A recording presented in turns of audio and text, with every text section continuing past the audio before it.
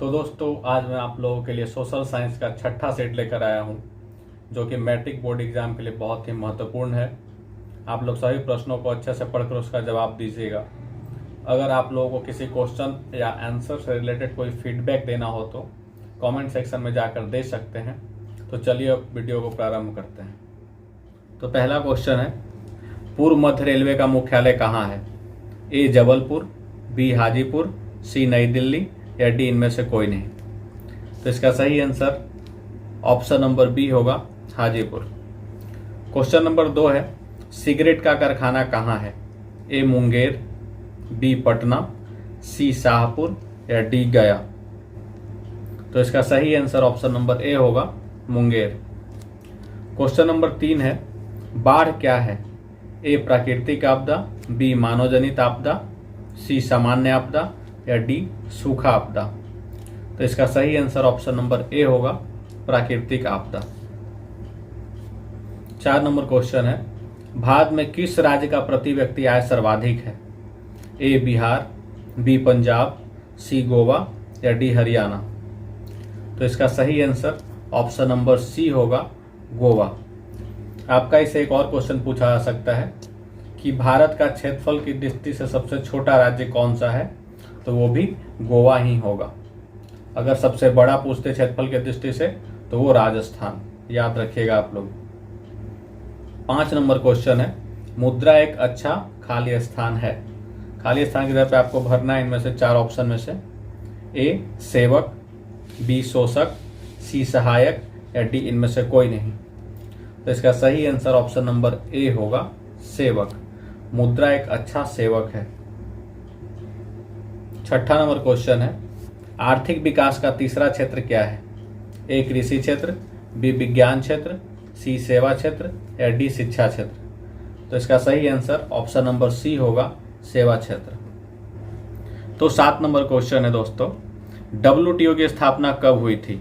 ए 1990, B 1995, सी 2000 या D 2009। तो इसमें आपका सही उत्तर ऑप्शन नंबर बी होगा, 1995। आपको इससे एक क्वेश्चन और पूछा जा सकता है कि WTO का फुल फॉर्म क्या होता है? तो आपको पता होना चाहिए कि WTO का full form world trade organization होता है। इसको आप लोग हिंदी में विश्व व्यापार संगठन भी बोल सकते हैं। तो क्वेश्चन नंबर 8 है, हिंदुस्तान किससे संबंधित है? ए इस्लाम, बी प्रोटेस्टेंट, सी हिंदू या डी धर्मनिरपेक्ष। तो आप लोगों को तो पता ही होगा कि हमारे हिंदुस्तान में हर धर्म के लोग रहते हैं। तो इसका ऑप्शन नंबर डी जो होगा वो सही आंसर होगा, धर्मनिरपेक्ष। 9 नंबर क्वेश्चन है, संघ सरकार का उदाहरण कौन है? ए अमेरिका, बी चीन, सी ब्रिटेन या डी इनमें से कोई नहीं। तो इसका सही आंसर ऑप्शन नंबर ए होगा, अमेरिका। 10 नंबर क्वेश्चन है, बिहार में संपूर्ण क्रांति का नेतृत्व किसने किया था? ए मोरारजी देसाई, बी नीतीश कुमार, सी जयप्रकाश नारायण या डी इंदिरा गांधी। तो इसका सही आंसर ऑप्शन नंबर सी होगा, जयप्रकाश नारायण। जयप्रकाश नारायण का उपनाम भी कभी कभी पूछा जा सकता है कि इनका उपनाम क्या था। तो इनका उपनाम जो था वो लोकनायक था। 11 नंबर क्वेश्चन है, दल बदल कानून किस पर लागू होता है? ए सांसदों और विधायकों पर, बी राष्ट्रपति पर, सी उपराष्ट्रपति पर या डी इनमें से सभी पर। तो ये बहुत ही आसान क्वेश्चन है। इसका सही आंसर ऑप्शन नंबर ए होगा, सांसदों और विधायकों पर। 12 नंबर क्वेश्चन है, हंगरी की राजधानी कहाँ है? ए सेडान, बी तुर्की, सी बुडापेस्ट या डी इनमें से कोई नहीं। तो इसका सही आंसर जो है ऑप्शन नंबर सी है, बुडापेस्ट। क्वेश्चन नंबर 13 है, यूटोपियन समाजवादी कौन नहीं था? A Louis Blanc, B Saint Simon, C Karl Marx या डी रॉबर्ट ओवेन। तो इसका सही आंसर ऑप्शन नंबर सी होगा, कार्ल मार्क्स। बाकी जो 3 है वे लोग यूटोपियन समाजवादी थे। 14 नंबर क्वेश्चन है, भारतीय राष्ट्रीय कांग्रेस की स्थापना कब हुई थी?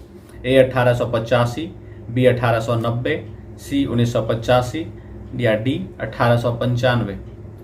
तो इसका सही आंसर ऑप्शन नंबर ए होगा 1885। क्वेश्चन नंबर 15 है, सुनामी आने का प्रमुख कारण क्या होता है?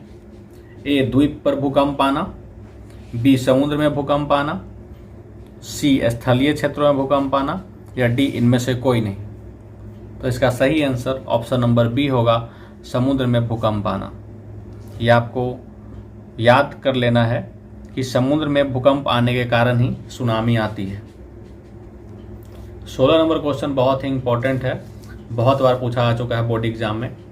यूरोप का मरीज किसे कहा जाता है?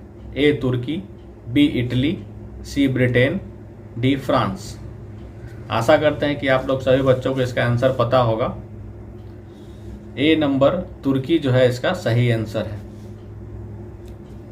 अभी आप लोगों ने 16 नंबर क्वेश्चन में देखा कि यूरोप का मरीज के बारे में पूछा था अभी, और आपका 17 नंबर क्वेश्चन में पूछा जा रहा है कि एशिया का मरीज किसे कहा जाता है? ए पाकिस्तान, बी भारत, सी चीन, या डी इंग्लैंड? तो इसका जो सही आंसर होगा ऑप्शन नंबर सी होगा, चीन। क्वेश्चन नंबर 18 है, भारत की मुख्य खाद्य फसल कौन सी है? ए मक्का, बी गेहूं, सी चावल, या डी बाजरा? इसका सही आंसर ऑप्शन नंबर सी होगा, चावल। क्वेश्चन नंबर 19, चावल किस प्रकार का फसल है? ए खरीफ, बी रबी, सी जायद, या डी इनमें से सभी? इसका सही आंसर ऑप्शन नंबर ए होगा, खरीफ फसल। लेकिन खरीफ फसल कहते किसको हैं? तो आपको ये बता दे रहे हैं कि वैसा फसल जो बरसात के मौसम में उगाया जाता है उसको खरीफ फसल कहेंगे, जबकि रबी फसल जो है वो शीत ऋतु में उगाया जाता है।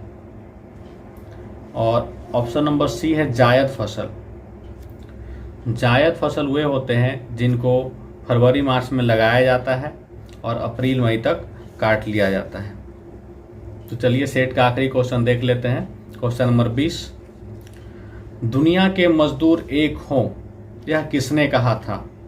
A Karl Marx, B Lenin, C Stalin, या डी लियो टॉल्स्टॉय?